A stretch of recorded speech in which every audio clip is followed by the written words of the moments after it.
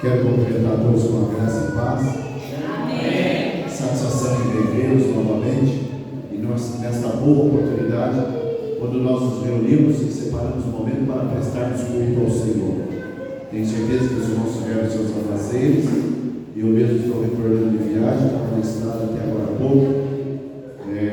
Estava num lugar bem tranquilo, Minas, sul de Minas, só os pássaros cantando, então, parecia que o mundo não ia acabar naquele lugar. Mas dadas as nossas responsabilidades e o prazer de estar aqui com os irmãos, é vir aqui para nós então prestarmos um culto ao Senhor. Além do que, nós essa noite celebraremos a ceia do Senhor, do partir do pão, do partir do sangue do Senhor, na distribuição, e vivemos aí esse momento até que Ele venha, nós possamos estarmos ceiando ao Senhor. Sem dúvida nenhuma, para a igreja, para o povo de Deus, esta é um momento ímpar para as nossas vidas. Eu tenho certeza que você, meu irmão, minha irmã, que está aqui nesse lugar, está pronto para adorar a Deus, prestar um culto melhor. O culto da sua vida será no dia de hoje adorar o Senhor com melhor louvor.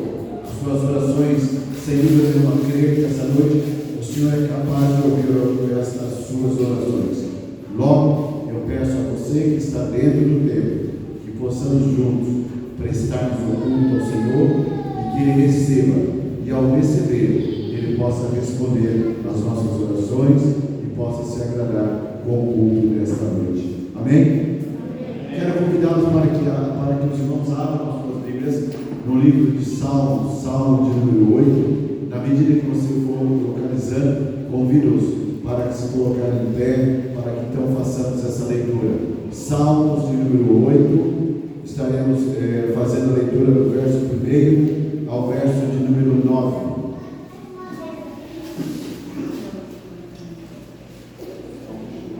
Salmos 8, verso 1 ao verso de número 9, eu lerei os ímpares e os irmãos os pares. A glória divina e a dignidade do Filho do Homem. Ó Senhor, Senhor nosso, quão magnífico em toda a terra é o teu nome, pois expusestes os céus à tua majestade. Na boca de pequeninos e crianças de peito, suscitaste força, por causa dos teus adversários, para fazeres enfurecer o inimigo e o vingador. Quando contemplo os teus céus, obra dos teus dedos, e a lua e as estrelas que estabeleceste. Quem é o homem entre eles te lembres, e o filho do homem que o visites? Fizeste-o, no entanto, por um pouco menor do que Deus, e de glória e de honra o coroaste. Deste domínio sobre as obras da tua mão, e sobre os seus pés tudo lhe fizeste. Ovelhas, bois, todos e também os animais do campo. As aves do céu, os peixes do mar, e tudo que decorre as sendas dos mares. Ó Senhor, Senhor nosso, quão magnífico em toda a terra é o teu nome. Amém? Nós vamos orar ao Senhor, uma oração de agradecimento. Nós vamos curvar a nossa fronte e convidar a nossa irmã Valéria para fazer esta oração. Ó Senhor, Tu és santo, maravilhoso, Tu és glorificado no meio do Teu povo. Nós felizes estamos, Senhor, em estar aqui buscando ao Senhor na congregação dos justos. Louvamos a Ti, Senhor, sabendo, Senhor, o grande amor que tens por nós ao enviar Seu Filho unigênito. E nós louvamos a Ti, Senhor, pela grandeza, pela salvação, pela Tua graça e misericórdia atuando no meio do Teu povo. Recebe, Senhor, a nossa adoração, o nosso louvor que vem do coração, que vem da nossa alma, Senhor, tudo que é em nós quer Te louvar. E por isso estamos alegres, Senhor. Ó Pai querido, recebe, Senhor, recebe de todo, ó Deus, com toda a alegria, Senhor, que nós temos, meu Deus, no entoar louvores a Ti. Ó Senhor, como é bom buscar a Tua presença, como é bom saber, Senhor amado, que o Senhor atende às orações dos justos, atende, Senhor amado, o clamor daqueles que buscam a Ti. E nós estamos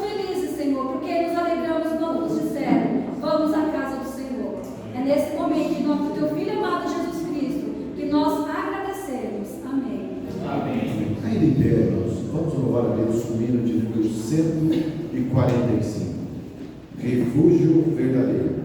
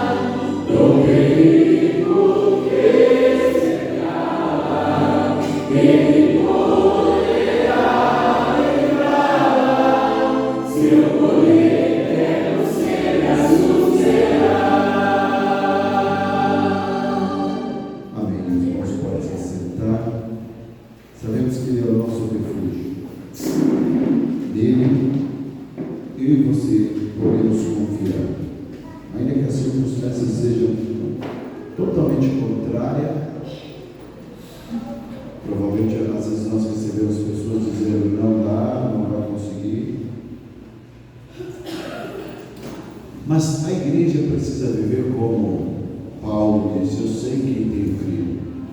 Logo, as circunstâncias, elas são dessa vida. paz vem da parte de Deus sobre nós.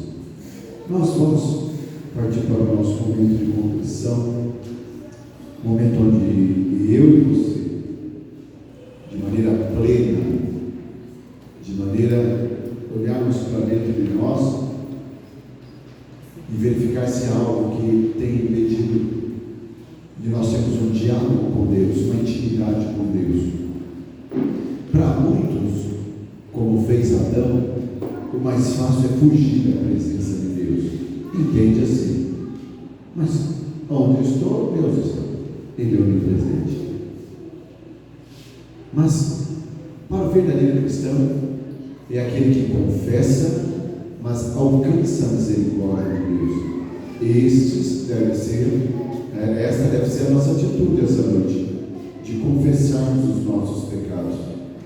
Eu preciso e convido você para abrir a sua Bíblia, assentado mesmo, no livro de Mateus, no capítulo de número 26, do versículo 69 a 75. Eu farei essa leitura e você, irmão, vai acompanhar essa leitura também. Depois nós vamos curvar a nossa fronte por um tempo em oração silente, vamos confessar os nossos pecados. Depois o diácono Fernando, ele estará por esse minuto silente, a oração específica, Fernando, agradecendo a Deus, do Deus que perdoou os nossos pecados, renovou a nossa fé e nos faz caminhar novamente na presença dele. Leiamos a palavra de Deus. Ora, estava Pedro sentado fora no pátio. Aproximando-se uma criada lhe disse: também tu estavas com Jesus o Galileu.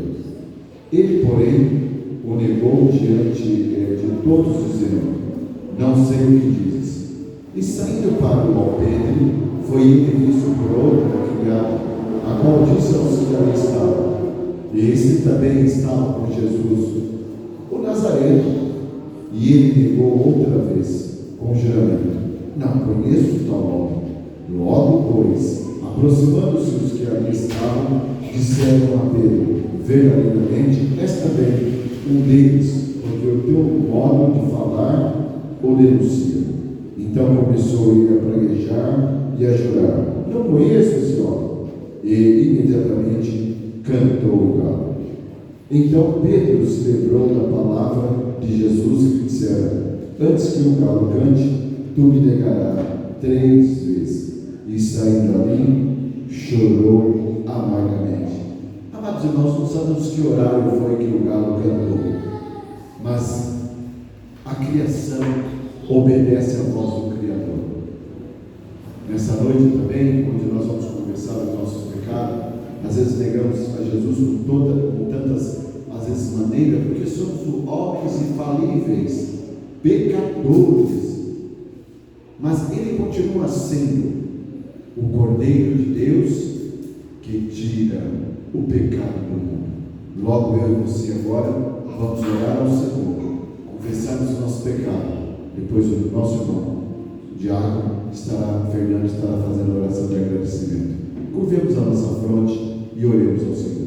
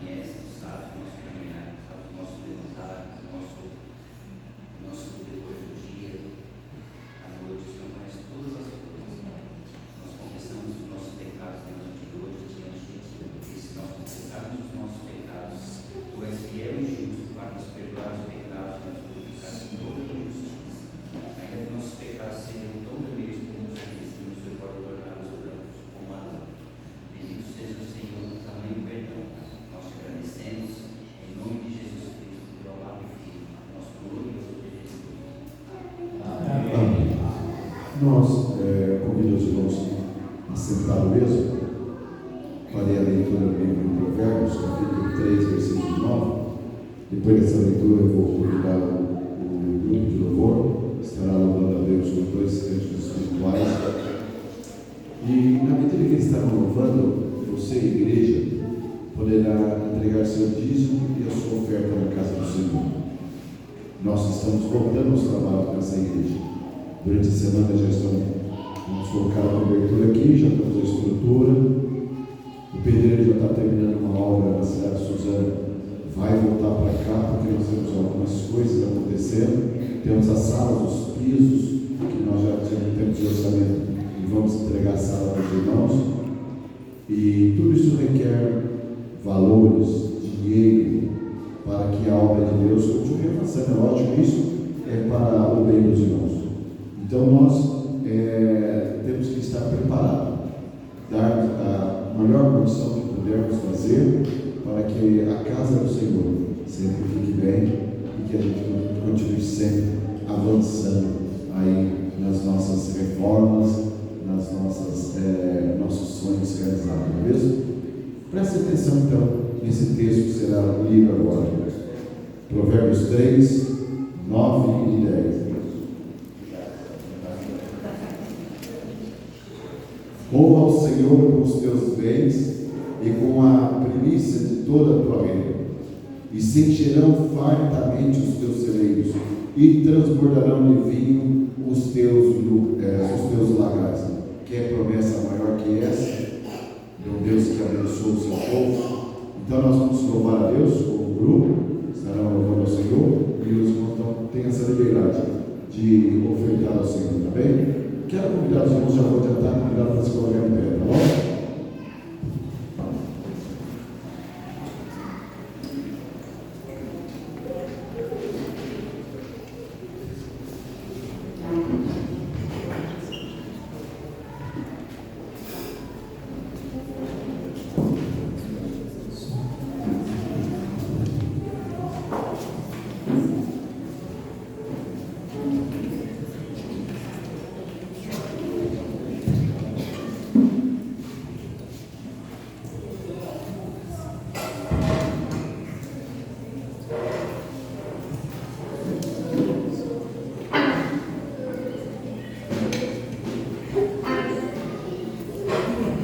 Graça e paz, meus irmãos. Aqueles que puderem, vamos se colocar de pé para louvar a Deus com esses 2 cânticos espirituais.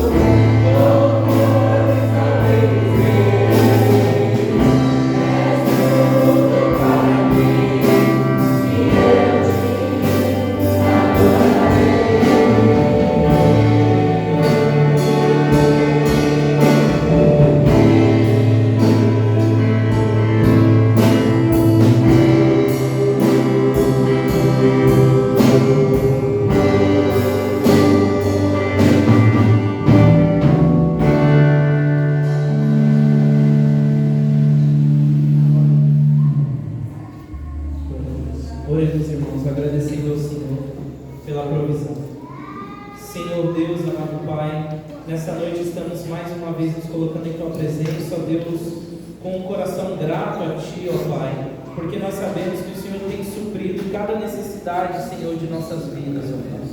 Ó Senhor, primeiramente, ó Pai, tem suprido o Cordeiro para o sacrifício, ó Deus, que é o Teu Filho amado Jesus Cristo, ó Pai.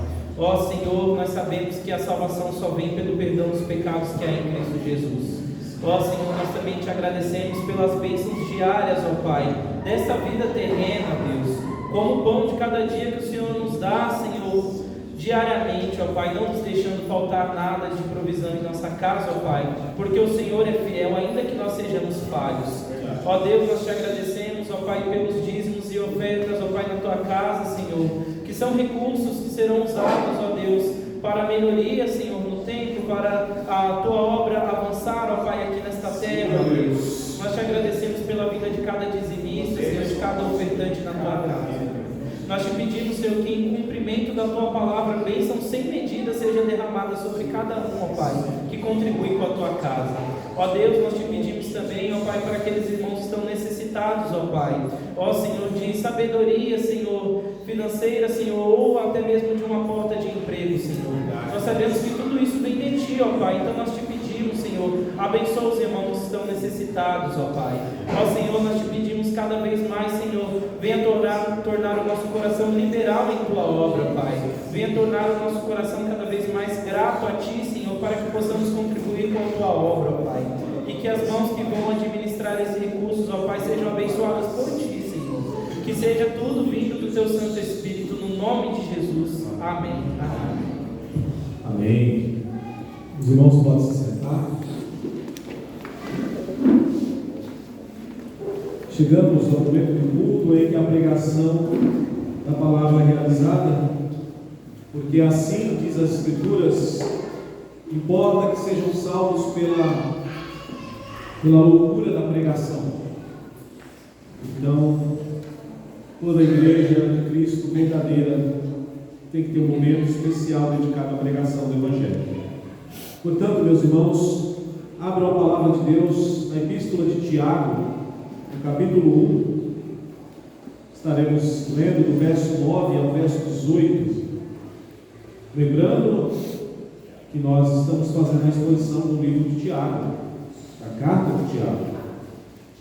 E na semana passada vimos do verso 1 ao verso 8.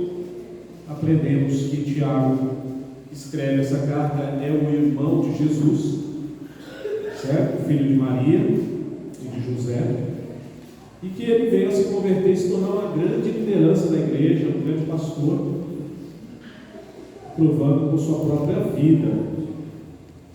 E ele então vai falar sobre os benefícios da aprovação e depois de como o crente obtém a sabedoria. Isso nós vimos na semana passada. Hoje nós vamos ver a partir do verso 9, nós vamos, meus irmãos, até o verso 18. Eu farei a leitura da palavra, eu peço que a igreja acompanhe com toda reverência e toda fé. Diz assim o texto sagrado: o irmão, porém, de condição humilde, glorie-se na sua dignidade, e o rico na sua insignificância, porque ele passará como a flor da erva, porque o sol se levanta com o seu ardente calor, e a erva seca, e a sua flor cai, desaparece a formosura do seu aspecto. Assim também se murchará o rico em seus caminhos. Bem-aventurado o homem que suporta com perseverança a aprovação, porque depois de ter sido aprovado, receberá a coroa da vida, a qual o Senhor prometeu aos que o amam. Ninguém, ao ser tentado, diga: sou tentado por Deus, porque Deus não pode ser tentado pelo mal, e Ele mesmo a ninguém tenta. Ao contrário, cada um é tentado pela sua própria cobiça, quando esta o atrai e seduz. Então a cobiça, depois de haver concebido, dá à luz o pecado, e o pecado, uma vez consumado, gera a morte. Não vos enganeis, meus amados irmãos, toda boa dádiva e todo dom perfeito são lá do alto, descendo do Pai das luzes, em quem não pode existir variação ou sombra de mudança. pois segundo o seu querer, Ele nos gerou pela palavra da verdade, para que fôssemos como primícias das suas criaturas. Até aqui o texto da palavra de Deus. Vamos fazer mais uma oração. Senhor Deus maravilhoso, Pai das luzes, nós te louvamos, Senhor. Te agradecemos por essa palavra, te louvamos pela existência, Senhor Deus, do Evangelho que nos atrai, que nos conduz, que nos guia pelos caminhos da justiça, que nos guia, Senhor Deus, para perto de Ti. Que nesta noite o Senhor fale conosco, através do Teu Santo Espírito, através da Tua palavra, usando, Senhor Deus, o Teu mensageiro, usando o Teu servo para ser fiel na exposição do Evangelho. Que o Senhor seja agradecido, que nós venhamos a diminuir cada dia mais, para que o Senhor brilhe nesse mundo e nos nossos corações. É no nome de Jesus, nosso Senhor, nosso Salvador amado, que nós oramos. Amém. Irmãos, quando Tiago ele avança nas instruções da sua carta, dizendo aqui para os cristãos, os leitores originais dessa carta eram cristãos judeus que estavam na dispersão. O que é a dispersão? A dispersão é justamente aquela diáspora, quando os judeus tiveram que fugir de Jerusalém por causa de uma perseguição. Então eles se espalharam por todos os cantos do Império Romano. Isso é chamado judeus da diáspora, ou da dispersão. Eles não viviam em Jerusalém, na sua terra, eles viviam fora dos limites de Israel. E Tiago, sabendo disso, ele diz aqui justamente no verso 1, quando ele fala: Tiago, servo de Deus e do Senhor Jesus Cristo, as 12 tribos que se encontram na dispersão. Então ele está escrevendo para esses judeus cristãos que tiveram que fugir após a morte de Estevão, aquele diácono que deu a sua vida, que foi o primeiro mártir da igreja. Está lá no capítulo 6 e 7 de Atos. Quando o Estevão morre, há uma perseguição muito forte promovida pelos judeus contra os judeus cristãos. E eles então fogem, vão para vários cantos. Nós vimos isso no livro de Atos.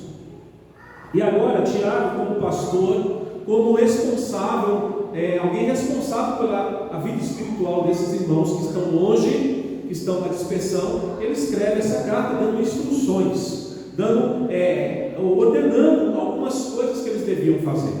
Então nós vamos ver aqui nesse texto que nós lemos algumas instruções que ele vai dar para os cristãos pobres e os cristãos ricos. E também, meus irmãos, ele vai falar de tribulação e tentação que os crentes acabam tendo. E, por fim, ele fala de Deus como a fonte de toda a boa dádiva.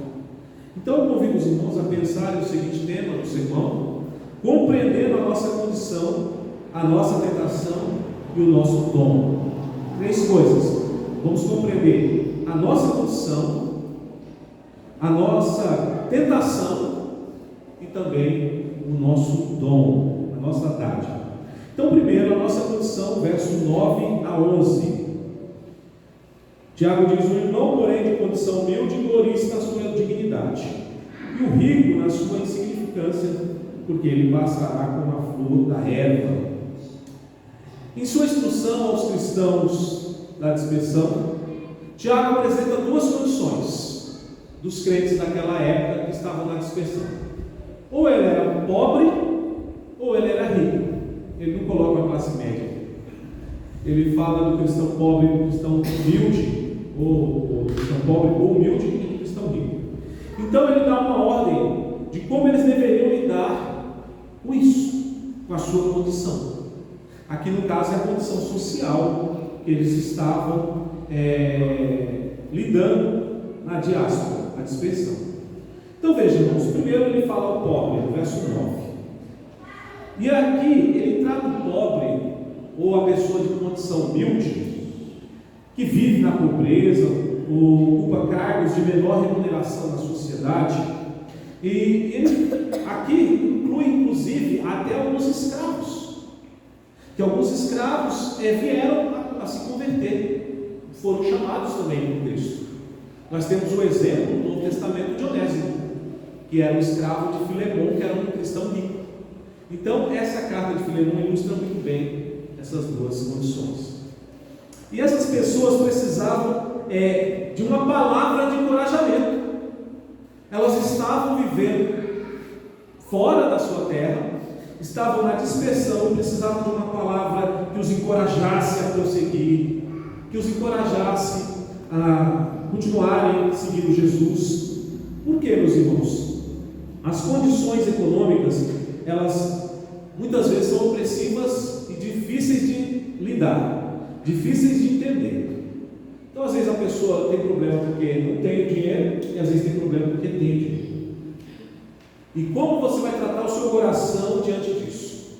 Tem que ser à luz da palavra de Deus. E aqui a palavra do Senhor, Tiago, ele dá bons conselhos aqui de como você deve agir, sendo rico ou pobre, tá? Então Tiago exorta o irmão cristão pobre, no caso aqui no primeiro, verso 9, ele exorta esse irmão a orgulhar-se de sua posição elevada. Mas parece uma contradição. Como assim elevada? Ele é pobre, ele é humilde, ele não tem uma expressão na sociedade, um cargo de expressão. Mas ele fala no verso 9: o irmão, porém, de condição humilde, glorie-se, ou seja, orgulhe-se do que? Na sua dignidade, é o que ele diz. Orgulhe-se na sua condição que ele encontra em Cristo, porque a dignidade que o pobre recebe vem do Senhor. Aquilo que ele recebe de digno não é dele, porque não há dignidade na pobreza. A dignidade vem do Senhor. Porque se ser pobre fosse digno, nossa, o mundo tinha muitas pessoas dignas, não é? Mas não é assim. A pessoa pode ser pobre e pode ser uma pessoa indigna, pode ser um bandido, pode ser um malfeitor. Mas então Tiago ele fala: olha, o irmão de condição humilde glorie-se na sua dignidade, ou seja, em Cristo eles foram elevados a uma outra condição. A ideia de Tiago é essa: você é pobre nesse mundo terreno, passageiro, temporário, mas em Cristo você tem uma posição privilegiada, você tem um status de cidadão dos céus, coisa que milionários queriam ter, mas não têm. Então Tiago ele trabalha essa questão espiritual, irmãos.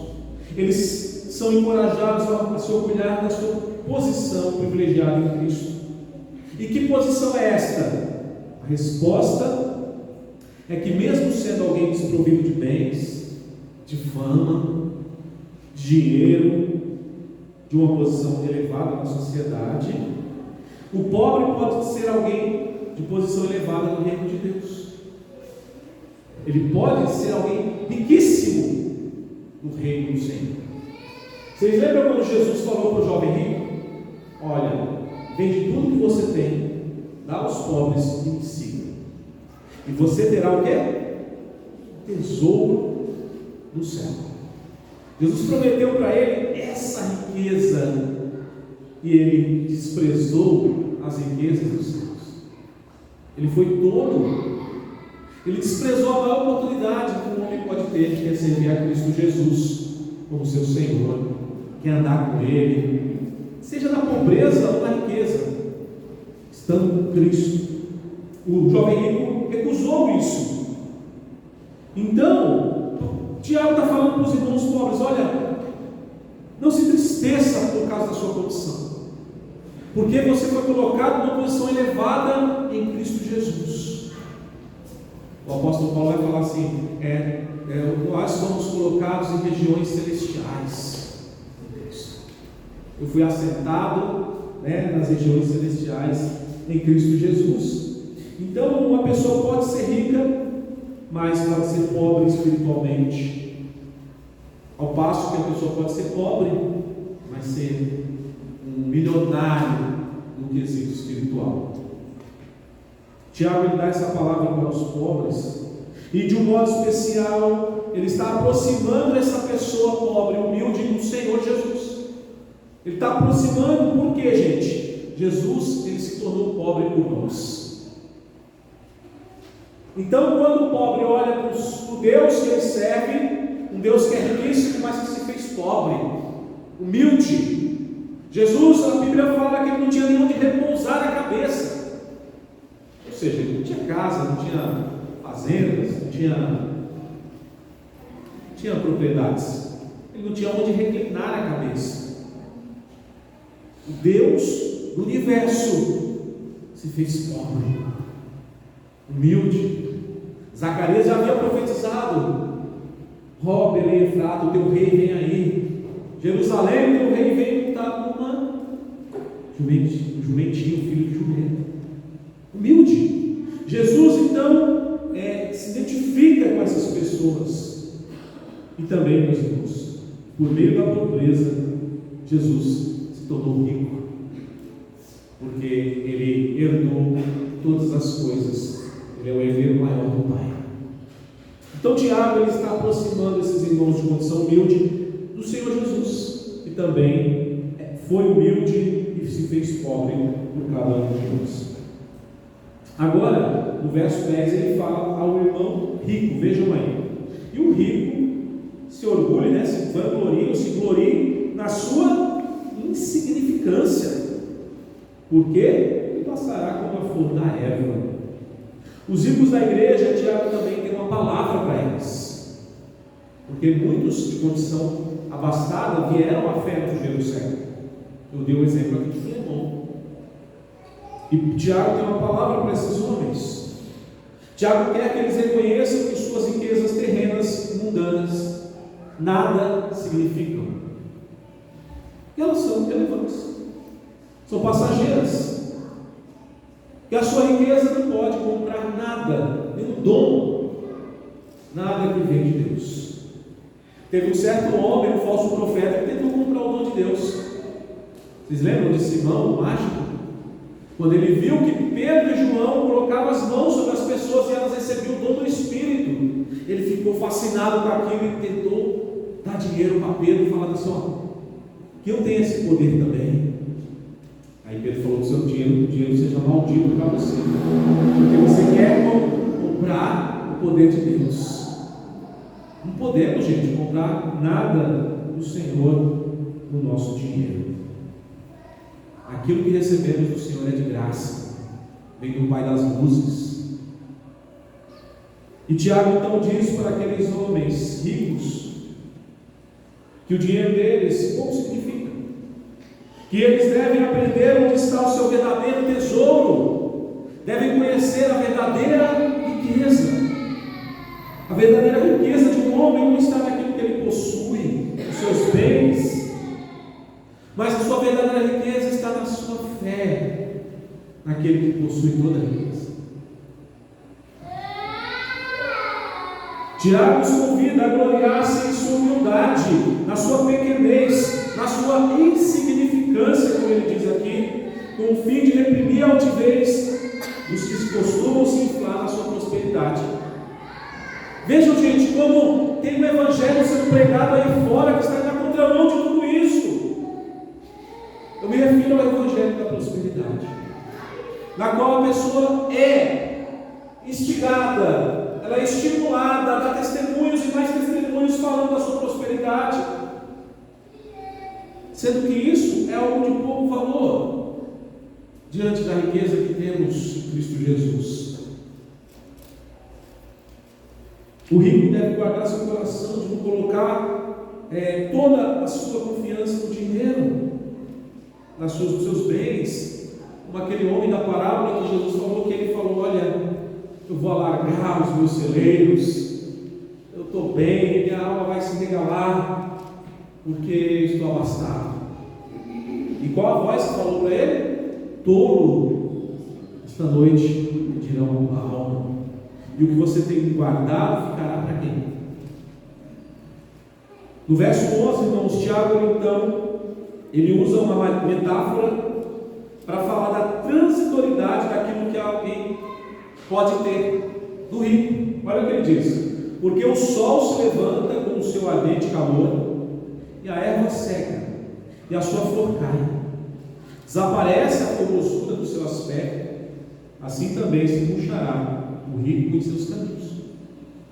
Está dizendo, assim como uma erva está lá bonita, florida, cheia de vida, num dia e no outro está murcha, está seca, está morta, assim também vai murchar o rico nos seus caminhos. A pessoa que coloca toda a sua confiança na riqueza. Passageiro, gente. Passageiro, transitório. O mais importante são as coisas perenes, as coisas eternas. Essas são que nós devemos dar valor. O Senhor Jesus falou várias vezes sobre isso. Devemos guardar tesouro no céu, onde a caça, onde a ferrugem não consome, onde os ladrões não entram, não podem roubar. Valorize os tesouros espirituais na sua vida. Invista no reino de Deus, invista na tua saúde espiritual. O Tiago, quando ele faz então essa metáfora, ele diz que a riqueza subitamente vai sumir. A vida do rico chega ao fim enquanto ele se ocupa de ganhar dinheiro. Às vezes a pessoa está tão ocupada, tão corrida, na correria da vida, buscando dinheiro, buscando bens, e aí nunca está satisfeito. E o risco é da riqueza se tornar, ou do objetivo, se tornar um ídolo. Se tornar um ídolo, aí vai virar o Deus Mamon. Jesus fala, nós não podemos servir a Deus e Mamon, ou a Deus e as riquezas. Então precisamos, irmãos, guardar o nosso coração, para que isso não seja uma tentação para nós. As suas riquezas não são capazes de prolongar a sua vida. Ninguém, a pessoa mais milionária do mundo, não tem o poder de prolongar a sua vida nem um minuto. Não tem. Ela pode ter os melhores médicos, pode ter os melhores hospitais, ela pode ter a melhor alimentação. A vida pertence a Deus. Se Deus chamar, a pessoa não tem como dizer não.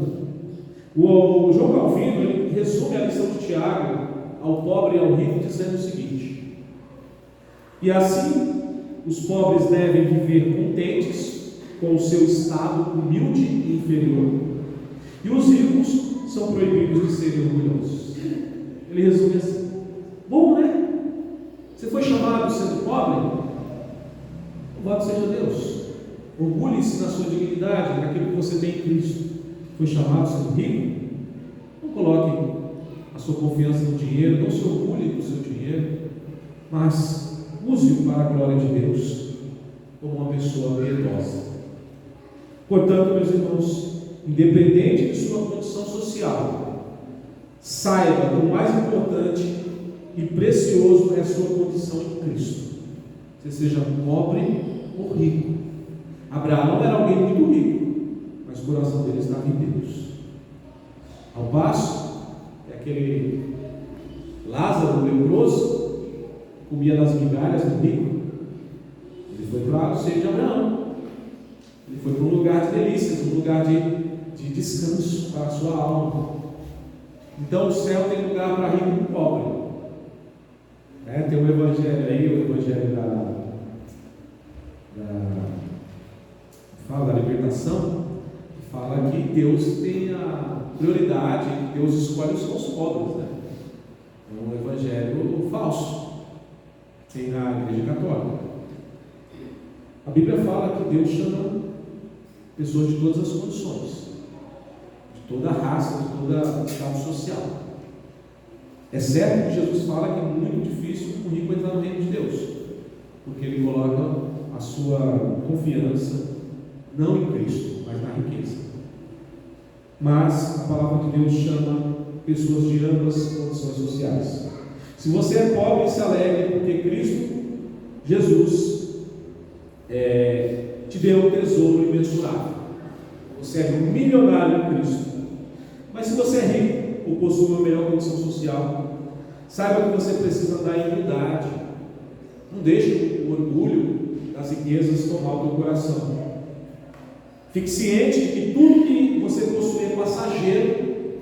E jamais, meus irmãos, você deve colocar sua confiança na riqueza. Jamais. Coloque sua confiança em Deus, em Cristo.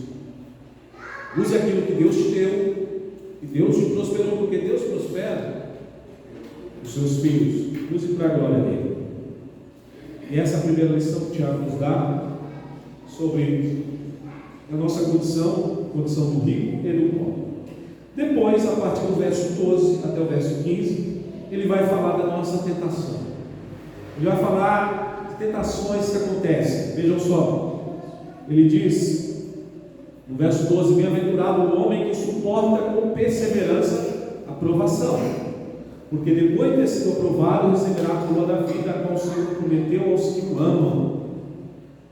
E aí no 13 ele entra na questão de que ninguém, ao ser tentado, pode falar: eu sou tentado por Deus. Ninguém pode falar isso, porque Deus não pode ser tentado pelo mal, e Deus ninguém tenta. Não, afirmação muito forte de Tiago aqui. E aí nós precisamos fazer uma diferenciação entre o que é provação e o que é tentação. No grego a palavra é muito parecida, praticamente a mesma. O que nós diferenciamos é no contexto. Se a pessoa está sendo provada por Deus, por exemplo, a pessoa está sendo provada por Deus no caso de Abraão. Deus falou o que para Abraão? Abraão, toma o seu filho, o seu único filho, aquele que você ama, leva, sacrifica para mim lá no monte que eu vou te mostrar. Quem está tentando? Quem está provando? Deus.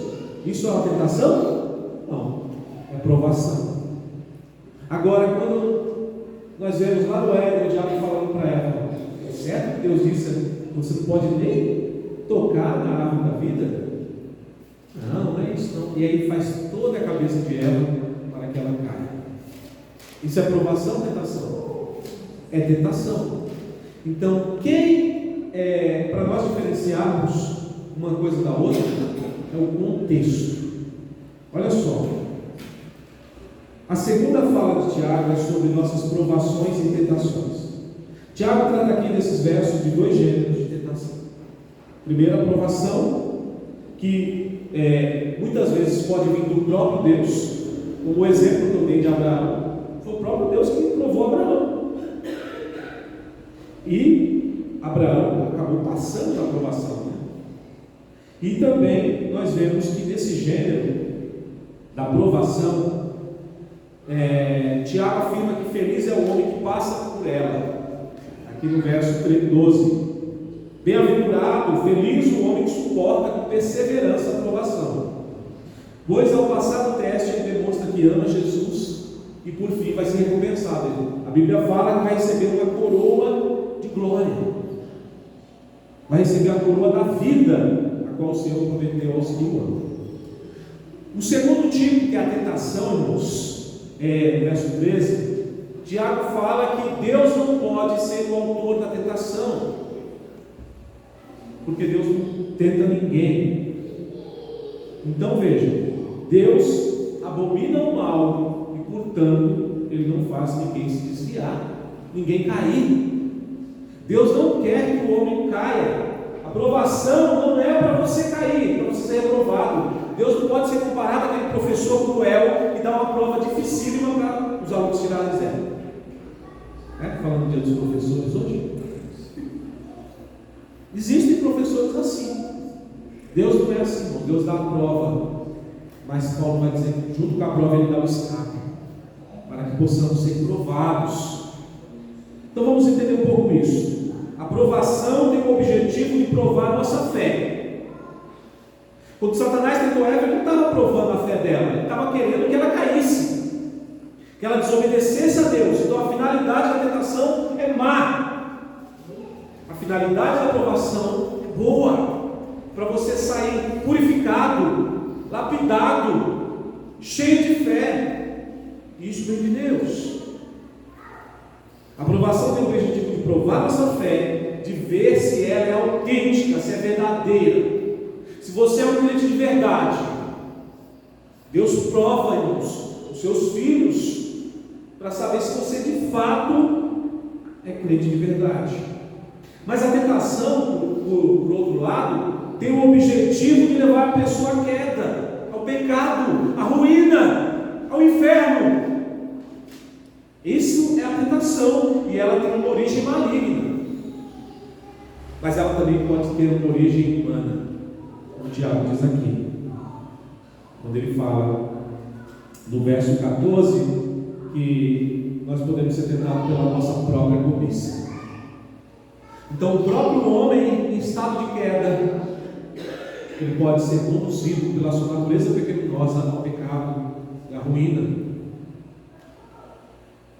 E nós sabemos que Satanás também é uma das fontes de tentação. Ele tentou o próprio Senhor Jesus.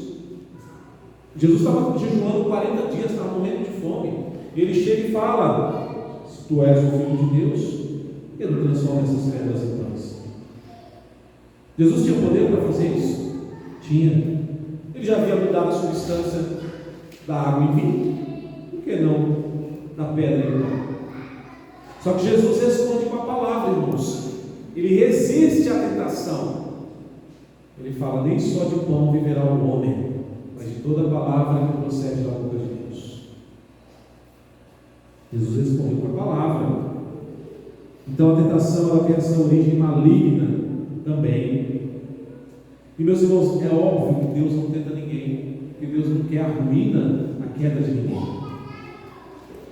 Ezequiel vai dizer que Deus não tem prazer na morte do ímpio, mas Deus quer que o ímpio se converta nos seus maus caminhos. E Jesus nos ensinou a orar da seguinte forma: não nos deixe cair em tentação, mas livra-nos do mal. A tentação, ela vem também sobre nossas vidas, meus irmãos. Ela virá sobre a sua, virá a provação e virá também a tentação. A provação nós temos que resistir, passando por ela com perseverança, para sermos provados, sendo fiéis a Deus. E a tentação, a gente tem que resistir a ela com todas essas forças. Como Jesus disse: confiando no Pai, não nos deixe cair em tentação, mas livra-nos do mal. Isso, meus irmãos, nós não sabemos por que Deus prova os seus filhos ou quando vai provar. A soberania de Deus. E por que Deus permite que o diabo nos tente? Não é? Por quê? Nós sabemos. Soberania do Senhor. Fato é que o diabo é o inimigo derrotado, mas que ainda tem um campo de atuação. De alguma forma, Deus usa até mesmo ele para fazer a sua maldade com o mundo.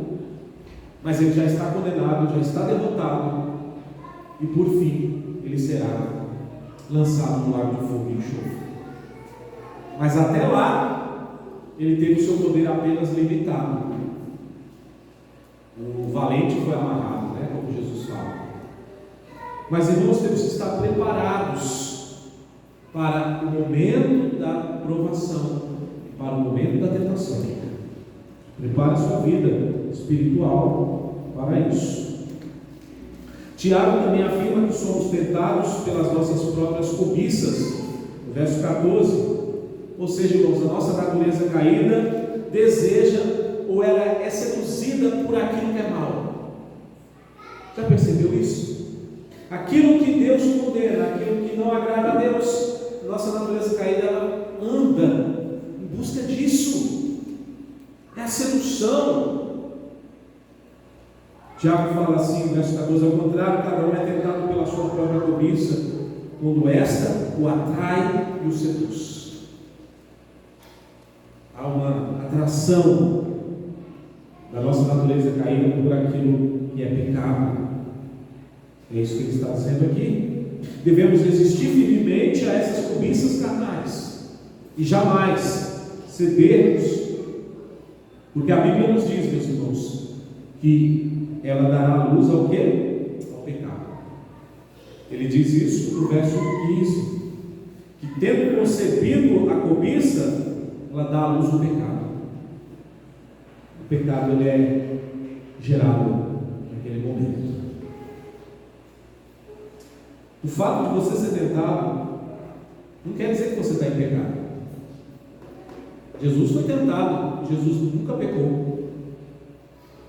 O que configura o pecado é você ceder à tentação, é você fraquejar e cair, como Adão caiu, né? Como Adão caiu, como Eva caiu. Então, meus irmãos, precisamos resistir firmemente, não deixar que isso venha gerar o pecado. Ele termina dizendo: após o pecado consumado, tem uma consequência terrível, gera a morte. Lembra que Deus falou para Adão: no dia que dela comeres, certamente morrerás. A morte espiritual, a morte eterna, ela está interligada ao pecado. É por isso que Deus chama o seu povo para ser um povo santificado, um povo separado, um povo semelhante a Cristo, semelhante ao seu Filho. A igreja tem que ser santificada. Portanto, meus irmãos, você precisa ser guiado pelo Espírito de Deus para não ceder ao pecado. Não confie nas suas forças, não confie na sua santidade, mas entregue o seu coração ao Espírito Santo e peça a Deus, não como na oração do Pai Nosso: não nos deixe cair em tentação. Não confie jamais, meus irmãos, no seu coração, porque Jeremias profetizou que enganoso é o coração do homem. Enganoso é o coração do homem. Fuja da tentação, ore a Deus, pois Ele jamais vai te abandonar. Ele estará com você em todos os momentos. Tranquilize o seu coração e saiba que Deus é fiel e não permitirá que sejamos tentados além das nossas forças. Isso é uma promessa bíblica. O apóstolo Paulo fala assim: Deus é fiel e não permitirá que sejais tentados além das vossas forças. Pelo contrário, juntamente com a tentação, vos proverá livramento, de sorte que a possais suportar. Deus é bom.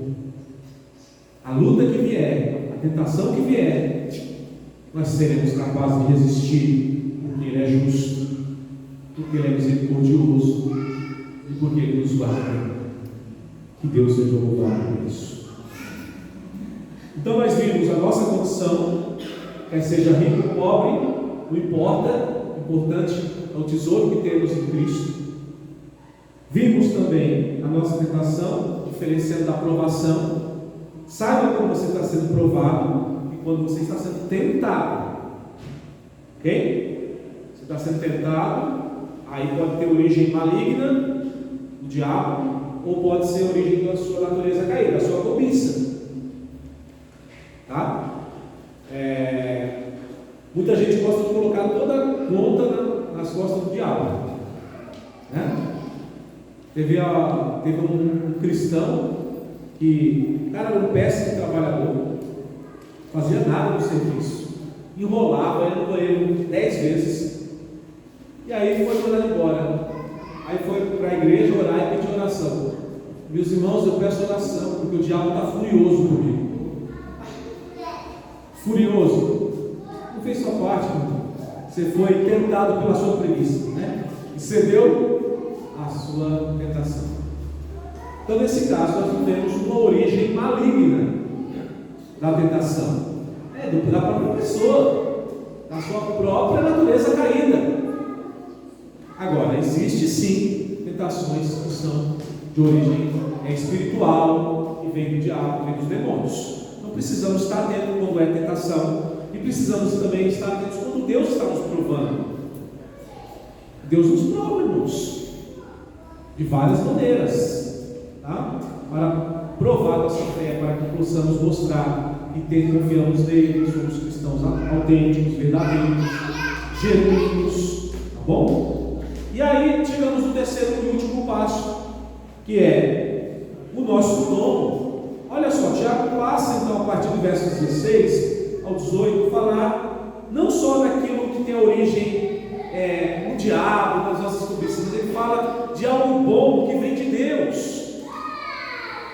Verso 16 ele diz: não vos enganeis, meus amados irmãos, toda boa dádiva e todo dom perfeito são lá do alto. Vem lá do alto. É Deus que te deu, é Deus que te presenteou, é dádiva. Todo dom perfeito, toda boa dádiva vem lá do alto, descendo de quem? Quem é a fonte de toda boa dádiva? Deus, o Pai das luzes. O Pai das luzes, de quem não pode existir variação sobre a mudança. Deus é imutável. Deus não é aquele pai que muda de humor. Ó filho, hoje eu vou te dar aí dinheiro, vou te abençoar, hoje eu vou deixar você usar meu carro, não sei o que. Aquele pai que abençoa. Aí no outro dia, não pode nem ligar a TV, acordar cedo, não sei o que, não sei o que. Deus não fica mudando. Se Ele deu o dom, Ele deu. E Ele diz ainda, no 18, pois segundo o seu querer, Ele nos gerou pela palavra da verdade, para que fôssemos como primícias das suas criaturas. Então Tiago finaliza esta sessão dizendo que Deus, que é de Deus, lá do alto, a bondade, que se origina na bondade. A bondade, ela não vem aleatoriamente na sua vida, ela vem do Pai. Tiago atribui a Deus, a origem é Ele. O apóstolo Paulo diz, em Romanos 8, 28, sabemos que todas as coisas cooperam para o bem daqueles que amam a Deus. Todas as coisas cooperam para o bem daqueles que amam a Deus. Então, para que encontremos o caminho certo e permaneçamos nele, Deus nos envia felicidade, bem-estar, para que nós possamos, meus irmãos, passar pela provação e sermos então libertos do sofrimento e do pesar. Deus é bom. As dádivas que Ele colocou à nossa disposição são perfeitas. São perfeitas. Cada uma delas, e isso inclui, meus irmãos, dádivas espirituais, dons espirituais e dádivas materiais. Aqui Tiago está falando de tudo. Toda boa dádiva, todo dom perfeito vem lá do alto, vem de Deus. Então valorize isso, valorize aquilo que Deus te deu, valorize as bênçãos que você recebeu. Como diz o hino, né? Conta as bênçãos, dize quantas são recebidas da divina mão. Ela vem do alto, vem de Deus. Um crente que fica murmurando, um crente que vive murmurando, é alguém ingrato, é alguém que não reconhece a dádiva do Senhor, não reconhece o dom da vida, não reconhece a fé que Deus deu para ele, não reconhece a sua condição espiritual em Cristo, não reconhece nada. Deus já provou sua bondade para conosco, meus irmãos, quando nos dá por meio da criação do céu e da terra, e nos colocou num lugar bom. É os homens que fazem a guerra, é os homens que poluem os rios, é o homem caído que polui, que desmata. Deus nos colocou num lugar muito bom. Viu Deus? O que Ele criou era muito bom. Mas o homem, por causa do pecado, destrói o que Deus deu, a boa dádiva do Senhor. Deus prova a sua bondade quando Ele enviou seu Filho Jesus para morrer por nós, sendo nós ainda pecadores. Nós não merecíamos, estávamos debaixo do pecado, era por natureza filhos da ira, inimigos de Deus. Mas Deus amou o mundo de tal maneira, enviou o seu Filho para morrer por nós. Como você não vai reconhecer uma dádiva dessa? A maior dádiva que existe é Cristo Jesus, enviado por Deus, pelo Pai, para morrer por nós. Reconhecemos a bondade de Deus quando Ele derrama o seu Espírito Santo sobre nós. Quando Ele falou: eu derramarei o meu Espírito sobre toda a carne. E Paulo vai confirmar isso dizendo que nós somos templo do Espírito. Você tem a parte de Deus habitando em você, o Espírito de Deus habitando na sua vida. E finalmente, irmãos, Tiago trata de uma das coisas mais importantes para o crente, que é uma dádiva de Deus, no verso 18, quando ele fala: pois segundo o seu querer, Ele nos gerou pela palavra da verdade. Esse verbo gerou, ou gerar, quer dizer o novo nascimento.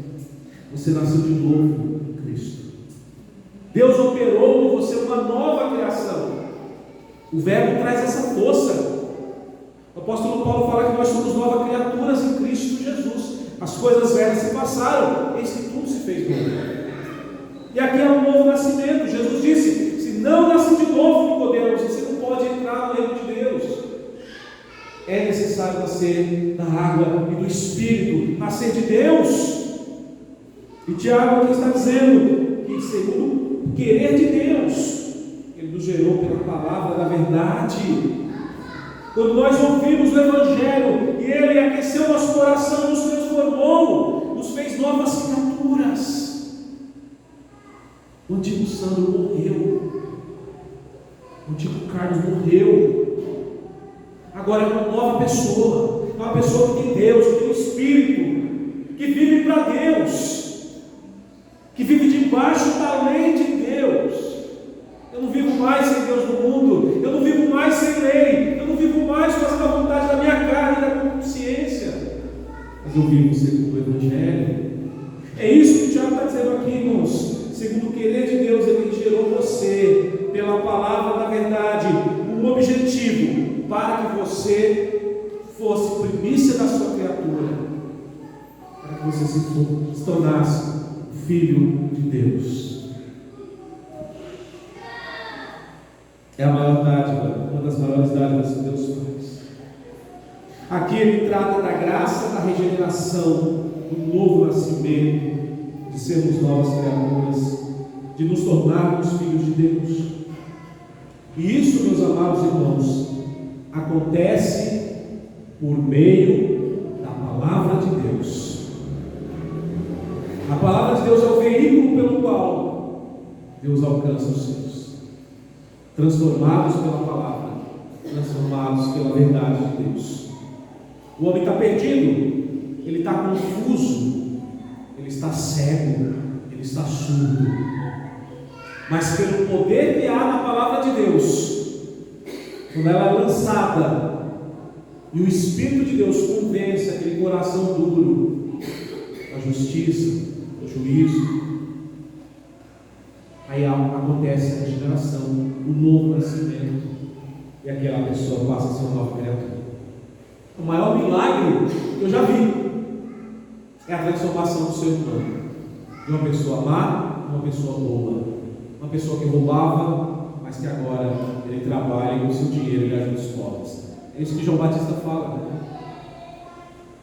É a maior transformação, o maior milagre que existe ao novo nascimento.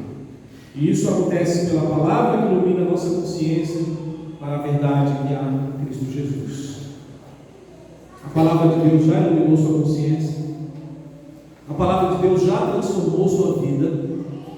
A palavra de Cristo já modificou o seu ser. Você pode falar: eu nasci de novo, como diz o cântico, eu nasci de novo. Se você nasceu de novo, você é nosso convidado para participar do corpo e do sangue, da carne e do sangue de Cristo Jesus, do corpo de Cristo. Porque só aqueles que nasceram de novo, estão em plena comunhão com o Senhor, pode participar dessa mesa. Meus irmãos, o Cristo vivo que transforma um homem, sendo ele pobre ou rico, sendo ele classe média, o que for, Deus transforma. que esse Deus que muda a nossa estrutura, nos elevando a um estado de filhos de Deus, ricos em tesouros espirituais nas regiões celestiais. Que Ele nos abençoe essa noite, em nome de Cristo. Amém. Vou fazer uma oração com os irmãos. Em seguida nós vamos ministrar a ceia do Senhor. Feche seus olhos nesse momento. Pai de amor, Deus bendito, nós ouvimos a Tua palavra, Senhor. Aprendemos, Pai, que independente da nossa condição em Cristo, independente da nossa condição social, em Cristo Jesus nós somos mais que vencedores. Nós somos ricos, temos um tesouro no céu, que nem olhos viram, nem ouvidos ouviram, nem chegou ao coração humano, que o Senhor tem preparado para cada um de nós. Que o Senhor nos dê, Pai, a graça de estarmos contentes com aquilo que o Senhor tem nos dado. Que o Senhor nos dê essa condição, Senhor, de estarmos com o coração grato por tudo que o Senhor faz em nossa vida. Meu Deus, que o Senhor, Pai, também nos dê a graça de passarmos pela aprovação com perseverança, com firmeza, com lealdade, com fidelidade ao Senhor. Que o Senhor nos livre da tentação, livra-nos do mal. Que o Senhor venha transformar o nosso ser. Que venhamos, Senhor Deus, escravizar o nosso eu. Que venhamos, meu Deus, como Paulo disse, esmurrar o meu eu e reduzir a nossa carne à escravidão para honrarmos o Teu nome, Senhor. Que a Tua graça esteja conosco. Que o Teu amor, Senhor Deus, esteja conosco. Sabemos que o Senhor é o doador de toda a bondade, de todo o dom perfeito. Nós precisamos tanto, Pai, dos dons espirituais. Precisamos, meu Deus, da Tua mão abençoadora sobre cada um de nós, da Tua graça vivificante, do Teu amor bendito. Ó Senhor, precisamos da Tua presença santa em nossa casa. Que o Senhor nos abençoe nesta noite. É o que te pedimos, carecidamente, no nome daquele que vive e reina para sempre, Jesus Cristo, nosso Senhor. Amém. Amém, irmãos. Vamos abrir a palavra de Deus nesse momento, no Evangelho segundo escreveu Mateus. Evangelho de Mateus. Nós vamos ler o texto que fala da ceia do Senhor.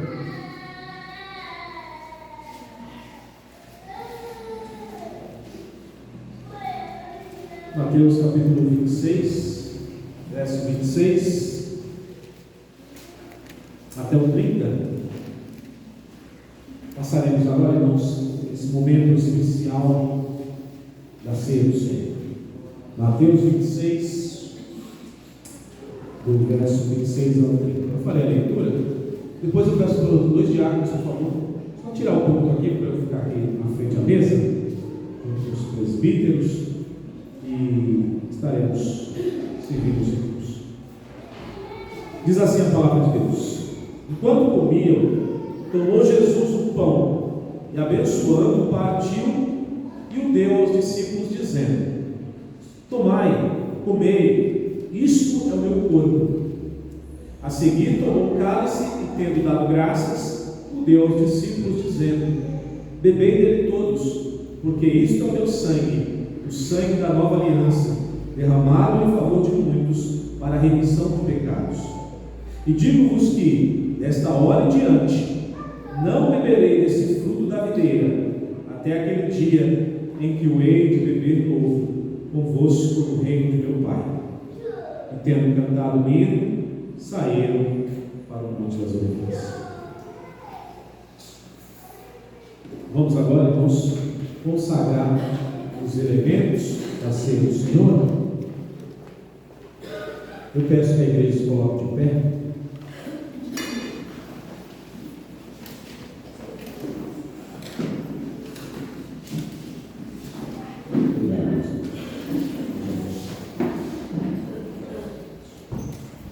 Nós vamos abençoar.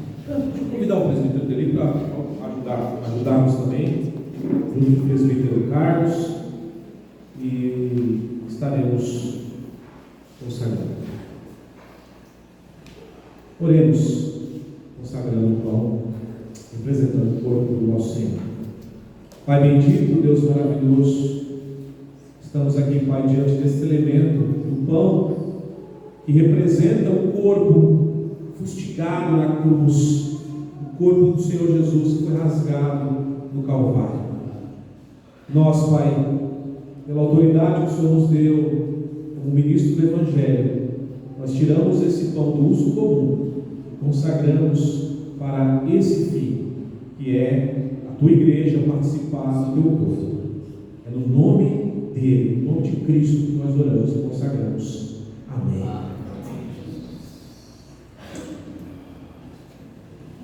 Oremos agora pelo vinho, o suco da uva, da videira, que representa o sangue do nosso Senhor. Pai, da mesma sorte, também consagramos o suco da uva, representando aqui o sangue de Cristo, vertido lá na cruz do Calvário, por amor de cada um de nós que aqui estamos. Que o Senhor, Pai, abençoe. Nós tiramos também esse elemento do uso comum e consagramos essa finalidade, que é a ceia do Senhor, desfrutada pela tua igreja. No nome de Cristo, e oramos. Amém. Então, presbítero Carlos, por favor, pegue os elementos. O presbítero dele nos auxilie entregando o cálice. Eu peço que a igreja permaneça em pé, aqueles que vão cear, aqueles que não irão cear, podem permanecer sentados. E eu peço que os irmãos esperem para cearmos todos juntos. Quando eu disser, nós vamos cear juntos, tá bom?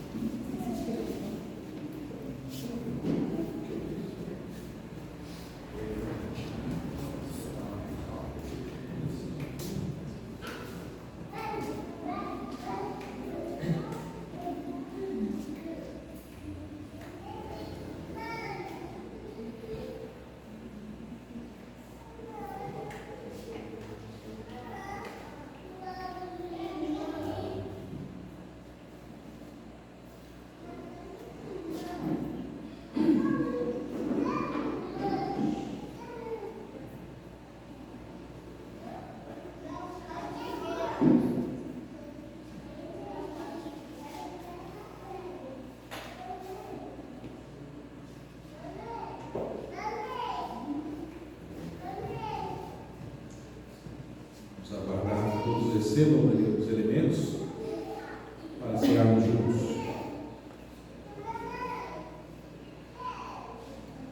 Falta o pão, né? Vocês vão receber o pão.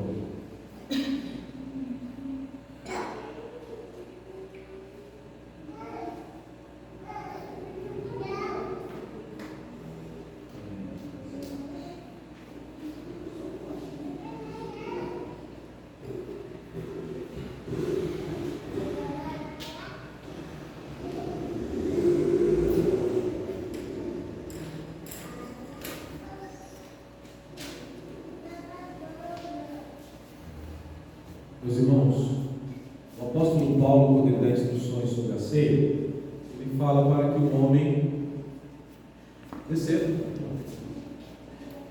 Ele fala para que o homem examine-se a si mesmo. Então, toma do cálice, toma o corpo. Tá bom? Então, nesse momento, eu vou convocar a igreja para... Já foram, então, eu tenho que obedecer para toda a questão.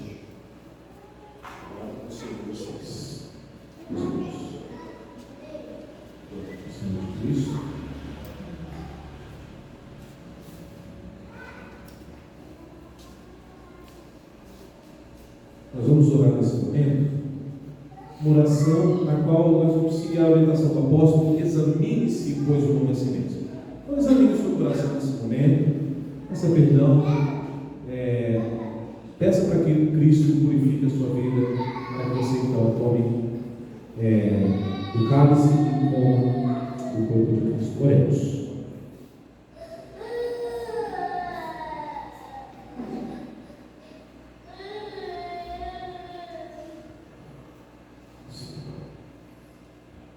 Tem misericórdia de cada um de nós.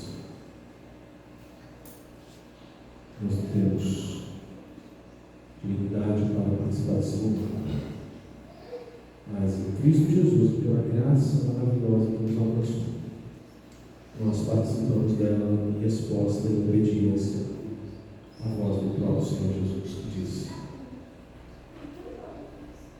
em memória de mim, em memória do Senhor. Em nome de Jesus. Coma do pão, meus irmãos, representando o corpo de Cristo.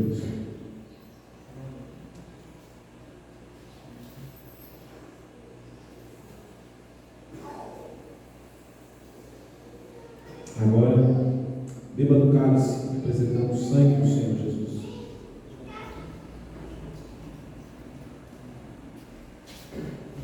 Os diáconos recolherão os cálices, tá bom?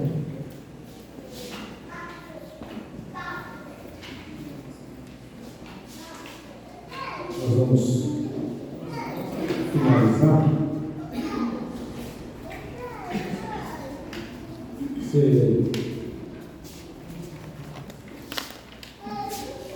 João, coloca o hino 299, por favor, para nós encerrarmos.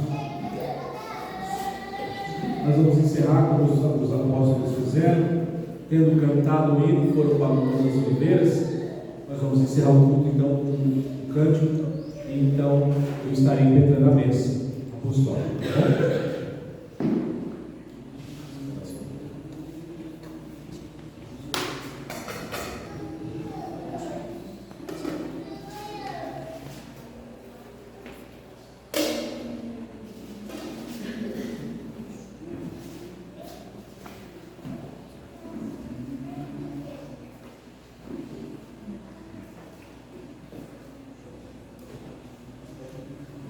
Pode colocar só a música, não precisa nem a letra.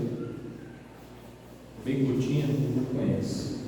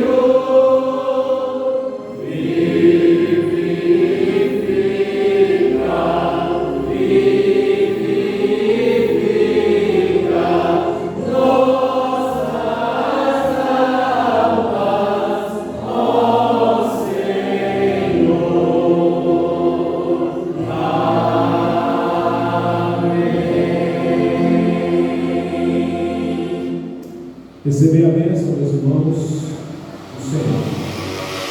Que a graça do nosso Senhor e Salvador Jesus Cristo, o amor de Deus, o Pai das luzes, nosso Pai, e a consolação e a alegria do Espírito esteja sobre vós, povo de Deus, igreja do Deus vivo, aqui em todo canto do mundo, para sempre. Amém. Amém. Amém, irmãos. Pode se sentar. Nós finalizamos aqui o nosso culto e nós vamos agora passar aqui alguns avisos.